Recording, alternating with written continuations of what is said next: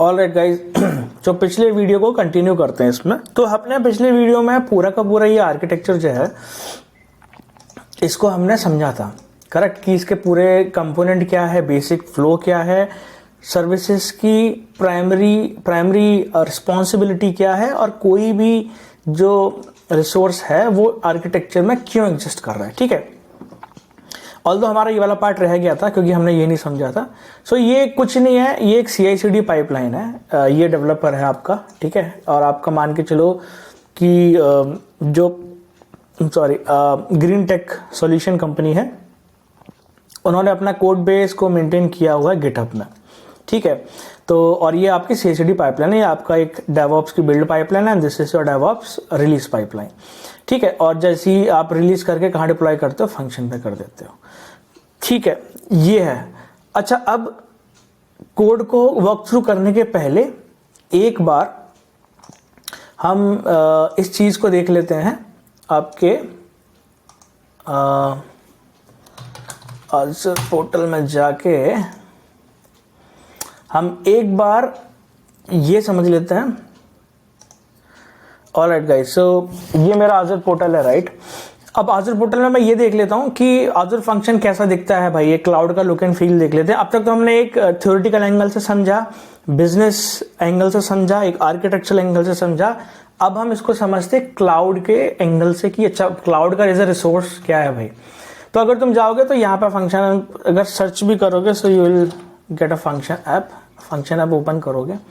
मैंने ऑलरेडी ये function app build किया हुआ है, but you can always create one function app. Okay, तो आप अब यहाँ जाओगे, रिसोर्स ग्रुप को सेलेक्ट करो, फंक्शन का नाम डालो। तो आप जो भी नाम दोगे वो आपको एक उसके आगे अपने आप ही .azure-service-websites.net बना के दे देगा।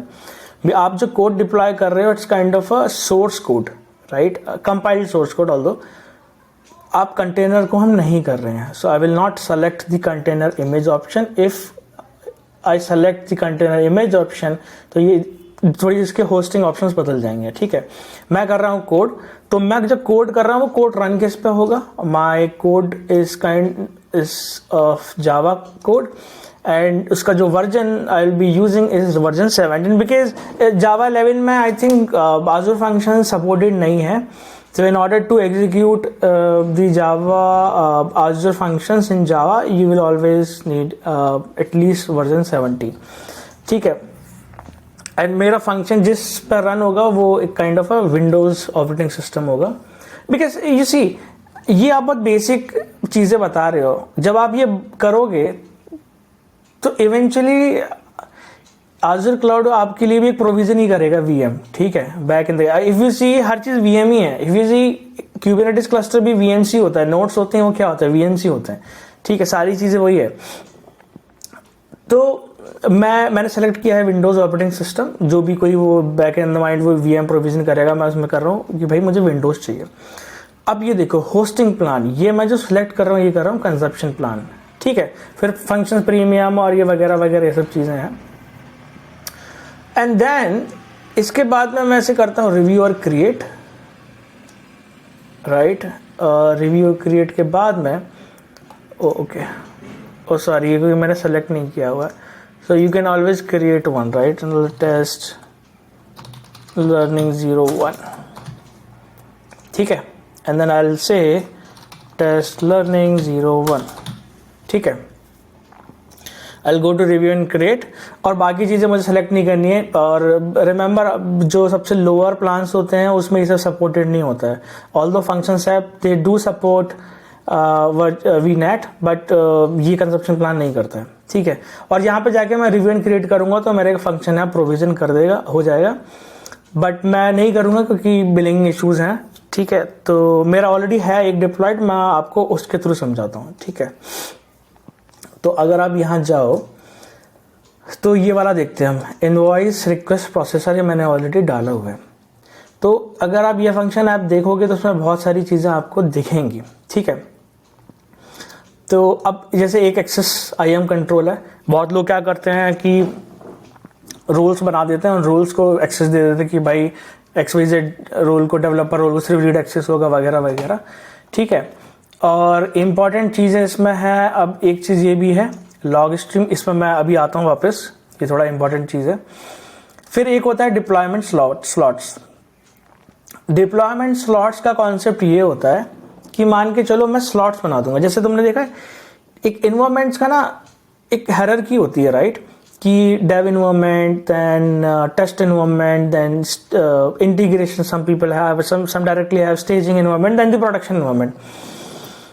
मैं ये कह रहा हूँ अपने डेवलपमेंट को करने के लिए मैं जब कोड कमिट करूंगा, लेट्स से मेरा बहुत छोटा सा ऐप है, मैं कोड कमिट करूंगा स्टेजिंग पे करूंगा, सॉरी स्टेजिंग पे कमिट नहीं करूंगा, कमिट तो गिटहब में करूंगा, डिप्लॉय करूंगा स्टेजिंग एनवायरनमेंट में, स्टेजिंग डिप्लॉयमेंट स्लॉट पे, right. If it works well, if everything works well, फिर उसको प्रोडक्शन में स्वैप कर दूंगा। सो लेट्स से प्रोडक्शन ये वाला जो आपका है रनिंग स्टेटस, राइट, ये आपका प्रोडक्शन यूआरएल है जिसमें एक्चुअल कस्टमर्स को की सर्विस प्रोवाइड करी जा रही है। आपने कुछ गलत कमिट कर दिया directly to production environment, it will impact the SLA, right, service level agreement etcetera etcetera.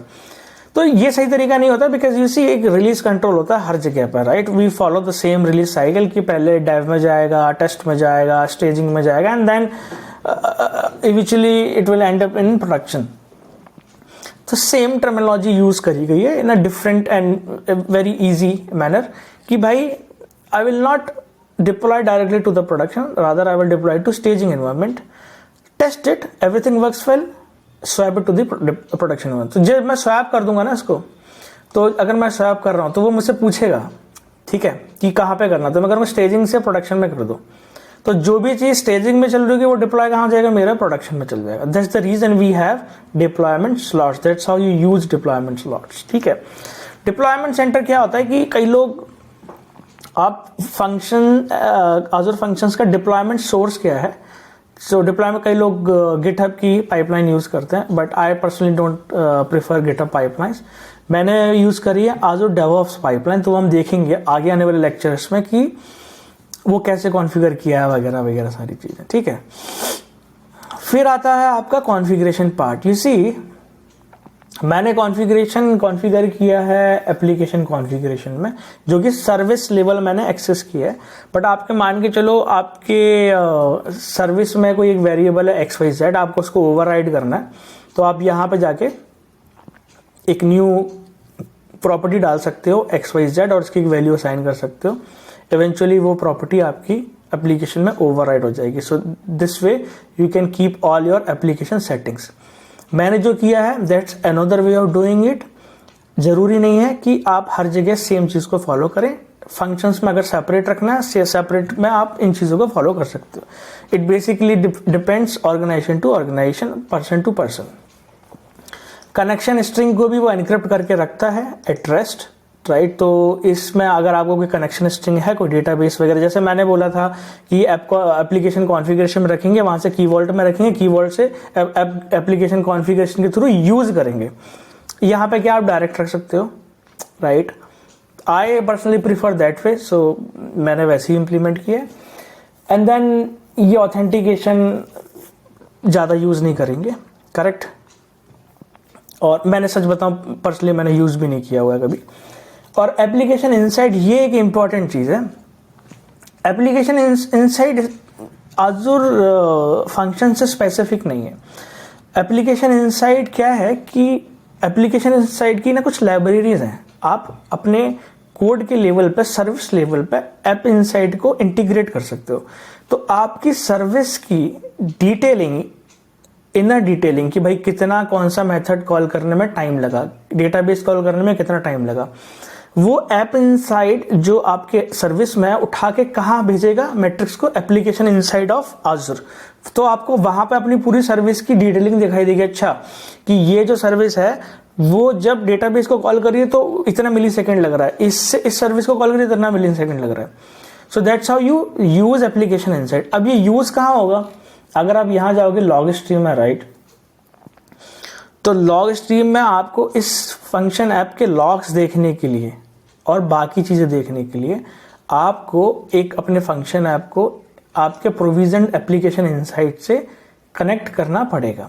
अगर आप देखोगे तो मेरे पास यहाँ पे मैंने कई सारे एप्लीकेशन इनसाइट बनाए हुए हैं, ठीक है। ये देखो राइट। तो आप यहाँ पर जाके अपने लिए कोई भी एप्लीकेशन इनसाइट को क्रिएट कर सकते हो, ठीक है। अब इसमें नेटवर्किंग हो गया। नेटवर्किंग ये हो गया कि आप यहाँ पे वीनेट इंटीग्रेशन कर सकते हो, इनबाउंड ट्रैफिक अलाउ कहाँ से करना है, नहीं करना है, वगैरह वगैरह, ये सारी चीज़ें यहाँ से आप कर सकते हो। सेकेंड चीज़, सर्टिफिकेट। अगर आपको एक SSL सर्टिफिकेट आपके पास है ऑलरेडी, कोई किसी साइनिंग अथॉरिटी से आपको उसमें करना है, आप लगा सकते हो, राइट। प्रोडक्शन एप्लीकेशंस में many people use these certificates, right, but ये एक बहुत बेसिक से एप्लीकेशन है, we won't be using it. Custom domain ये है कि आपके लिए ना आज़ूर एक ऐसा डोमेन यूआरएल बना देगा, इनवॉइस रिक्वेस्ट प्रोसेसर azurewebsites.net। आप ये नहीं चाहते हो, आप चाहते हो कि www.testlearning001.com, तो उसके लिए आपको कस्टम डोमेन यहाँ पे कॉन्फ़िगर करना पड़ेगा। तो वो पूरा उसका एक कस्टम डोमेन को कॉन्फ़िगर करने का आज़ूर में एक अलग ही वे है, राइट। तो उस पर हमारा फोकस ही नहीं है, तो उस पर डिस्कस नहीं करेंगे। बाकी बेसिक सी चीज़ें, API मैंने बताया था, अगर आपको इस सर्विस को API मैनेजमेंट सर्विस के पीछे रखना है, सो ये API में जाके आप कॉन्फ़िगरेशंस कर सकते हो, ठीक है। एक API वहाँ से प्रोविजन करना पड़ेगा और यहाँ पर जाके सब इसको सेलेक्ट करना पड़ेगा। लॉग्स में ये है, लॉग्स बहुत इंपॉर्टेंट चीज़ है। लॉग्स में एक्चुअली में डायग्नोस्टिक सेटिंग्स में जाओ आप, ठीक है। डायग्नोस्टिक सेटिंग्स में आप क्या कर सकते हो, अभी वो तो एक बहुत कॉमन वे है, राइट। जब अगर हम आगे पढ़ेंगे, अगर मैंने लॉगिंग पे एक कोई लेक्चर बनाया तो मैं आपको बताऊंगा, लॉग एनालिटिक्स वर्क स्पेस को आपको एक क्रिएट करना पड़ेगा और फिर यहाँ पे जाके डायग्नोस्टिक सेटिंग्स में क्रिएट करके नाम डाल के आपका फंक्शन जो लॉग है ऑल मैट्रिक्स, आप उसको एक एग्रीगेट करना चाहते हो एक जगह पे, किसी एक एनालिटिक्स वर्क स्पेस पे, तो हमें सेंड करोगे तो आपको पूछेगा भाई कहाँ पे करना है। तो कई ऑर्गेनाइजेशन क्या करते हैं, एक कॉमन बनाते हैं और सारा का सारा लॉग उठा के एक एनालिटिक्स स्पेस में डालते हैं और उसके ऊपर रिपोर्टिंग और सारी चीज़ें करते हैं, ठीक है। आप किसी स्टोरेज अकाउंट पे भी डाल सकते हो। पर्सनली मैंने इतने लोगों को यूज़ करते हुए नहीं देखा है, so we would rather use log analytics work space. तो मैं करूँगा नहीं क्योंकि मैंने ऑलरेडी किया हुआ है ये, ठीक है। अगर तुम देखो तो फंक्शन ऐप लॉग्स नाम से मैंने ये डिफ़ॉल्ट वर्क स्पेस जो है ना, यहाँ पर मैंने ऑलरेडी इसको डाले हुए हैं लॉग्स इसके, ठीक है। तो अब वापस जाता हूँ एंड इसके लॉग्स में आप जाके इसके लॉग्स को बहुत सारी क्वेरीज जो है मैंने, क्योंकि आप ऑलरेडी इसको लॉग्स को भेज रहे हो, राइट, तो आप यहाँ पे कई तरह की क्वेरीज को यूज़ कर सकते हो फंक्शंस और क्वेरीज में जाके किस किस तरह का डेटा, ठीक है। बाकी इसमें ज़्यादा कुछ नहीं है। बाकी एप्लीकेशन फाइल्स हैं कि हाँ, मैंने बताया था VM होता है, VM में ही मान के चलो, जैसे मेरे को अपने लोकल कंप्यूटर पे किसी वेब एप्लीकेशन की फाइल्स को होस्ट करना होता है, तो मैं क्या करता हूँ, याद है, लोकल होस्ट को डिप्लॉय करूँगा, वो कोई भी वो होगा, प्लेटफॉर्म होगा, PHP का होगा या किसी का भी होगा, और वो www रूट नाम की डायरेक्टरी बनती है और उसके अंदर सब कुछ जाके कॉपी करना पड़ता है, राइट। सो सेम कॉन्सेप्ट है यहाँ पे भी। अब F फाइल्स हो गया आपका, ठीक है, और लॉग स्ट्रीम हो गया। Let's go back to overview. तो हाँ, अब आप यहाँ देख सकते हैं कि मेरा ये जो फंक्शन है इनवॉइस रिक्वेस्ट प्रोसेसर, मैंने इसमें एक फंक्शन है जो एक्टिव है, उसका ट्रिगर क्या है, HTTP, और ये भी अनेबल्ड है, ठीक है। और इसका मॉनिटर करना है तो वो सब सारी फैंसी चीज़ें हैं इसमें जो आपको दिख जाएंगी, ठीक है। और लेट्स गो बैक, इस पर टाइम लगाते हैं, बट ये मेरा एक मोटा मोटा एक फंक्शन है, ठीक है। तो इस पर मैं वापस जाता हूँ, एक को दिखा देता हूँ कैसे ये करेगा। ये मेरा पोस्टमैन है, राइट। तो इस पोस्टमैन में अगर तुम देखो तो ये मेरा URL है, राइट। ये मेरा URL कौन सा है, ये मेरा URL मॉक्स, मेरा जो URL है ओवरव्यू, एंड देन